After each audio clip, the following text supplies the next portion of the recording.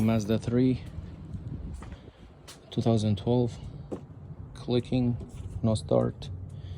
The battery is new, the starter new, problem was not fixed, and then after all replace a new battery, new starter, but still it was not starting. So I did a diagnosis, wiring diagnosis, to see if everything okay, and I found this cable right here.